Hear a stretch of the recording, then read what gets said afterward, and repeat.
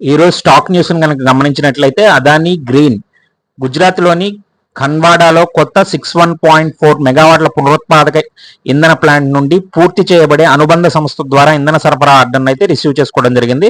Bharat forge company అనుబంధ సంస్థ Kalyani strategies systems 2 US defence కంపెనీలైన ఏఎం జనరల్ మరియు మాండస్ గ్రూపులతో ఒప్పందం అలర్జీ గన్ ప్లాట్ఫామ్ రిలేటెడ్ అభివృద్ధి చేస్తుంది మరియు తయారు కూడా చేస్తుంది. డాక్టర్ రెడ్డిస్ రిలేటెడ్ గా భారతదేశంలో మరియు ఇతర 120 దేశాల్లో లెనకాపావిర్ అనే హెచ్ఐవి చికిత్స ఔషధాన్ని తయారు చేయడానికి మరియు వాణిజ్యీకరించడానికి యుఎస్ ఆధారిత గలియడ్ సైన్స్ నాన్ ఎక్స్క్లూజివ్ లైసెన్స్ ఒప్పందంపై సంతకం కూడా చేసింది. ఆర్ఈసీ రిలేటెడ్ గా జూలై సెప్టెంబర్ Q2 త్రైమాసికంలో పంపిణీ చేయబడిన మొత్తం రుణాల్లో సంవత్సరానికి 13.7% ఇంక్రీజ్ 47,303 crores అయితే చేరుకోవడం జరిగింది. పిఎన్బి అయితే Q2 రిజల్ట్స్ లో 11.84% ఇంక్రీజ్ అయి 10.12 lakhs. బయోకాన్ కంపెనీ అనుబంధ సంస్థ బయోకాన్ $800 బిలియన్ రిఫైన్స్